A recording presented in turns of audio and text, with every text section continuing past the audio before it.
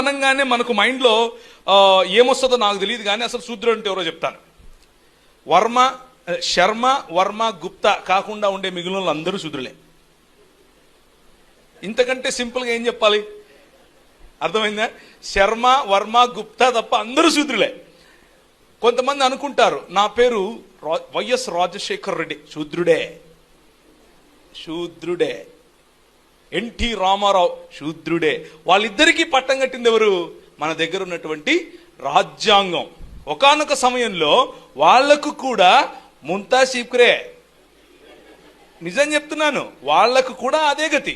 మన దేశంలో జరిగినటువంటి మన వాళ్లపైన జరిగిన అత్యాచారాలు ఇవి తెలుసుకోక ఒక్కసారి క్రైస్తవ మిషనరీల ద్వారా విద్య మరియు క్రైస్తవ మిషనరీల ద్వారా సామాజిక న్యాయము, సామాజిక దృక్పథం తెలిసిన తర్వాత వీళ్ళు వేసేటటువంటి బిస్కెట్ ఏంటంటే, ఇప్పుడు నాయర్ల దగ్గరకు వచ్చి ఏమని చెప్పారు, ఒకానొక సమయంలో అక్కడ ఉన్నటువంటి దళిత స్త్రీలు మరియు శూద్ర స్త్రీలు అందరూ కూడా పై వస్త్రం వేసుకోకుండా తిరిగేవాళ్ళు.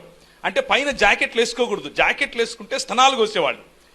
అరే ఇలా చేస్తున్నారేంటి మీరు అని చెప్పి మొట్టమొదటిసారిగా క్రైస్తవ మిషనరీలు వచ్చి అందరి స్త్రీల కోసము వారు పోరాడారు. మొదటగా క్రైస్తవ్యాన్ని పుచ్చుకున్న వారు మేము ధరిస్తామన్నారు, మీరు ధరించండి అన్నారు. మేము మీకు తోడుంటామన్నారు, ధరించారు, తిరిగితే వీళ్ళు ఏం చేశారంటే, ఓర్రని ఇట్లయితే కష్టమవుతుందిరా, ఒక 5-10 సంవత్సరాలకే అక్కడ ఉన్నటువంటి నాయరు సమాజము మరియు మిగిలిన సమాజం, ఈడవ సమాజం, ఇలాంటి వాళ్ళు అందరూ కూడా ఏమన్నారు అని అంటే, క్రైస్తవులుగా మారిన వాళ్ళు ఎందుకు, మేము వేసుకుంటామన్నారు. వేసుకోండి అన్నారు. బట్టల కోసం చూడండి, రోటీ కపడా మకాన్ అన్నాను కదా, కపడా చెప్పాలి కదా మీకు. బట్టల కోసం సరే అని చెప్పి క్రైస్తవ మిషనరీలు వాళ్ళకు బట్టలు కప్పుతున్నారు అన్న ఒకే ఒక్క కారణం చేత వెంటనే నాయర్లు ఏమైపోయారు? అగ్రవర్ణాలు అయిపోయారు. ఎందుకు? ముందుండి పోరాడటానికి క్షత్రియులు లేరిగా.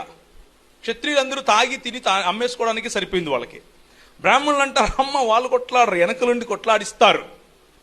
ఇది పరిస్థితి. కాబట్టి నాయరులను వెంటనే ఏం చేశారు? అగ్రవర్ణాలలోనికి తీసుకొచ్చారు. మన రాష్ట్రంలో రెడ్డి మరియు కమ్మ సామాజిక వర్గాలను, వెలమ మరియు బలిజ సామాజిక వర్గాలకు కూడా అదే జరిగింది. వారికంటే క్రిందున్న వారిని అనగదొక్కటం కోసం క్షత్రియ సమాజం అంతముందే సమయంలో మిగిలిన శూద్రవర్ణాలలో అగ్రవర్ణాలుగా పిలువబడే వారికి అగ్రవర్ణ స్థాయి ఇచ్చి బయటికి తీసుకొస్తారు. ఇది వారి స్ట్రాటజీ.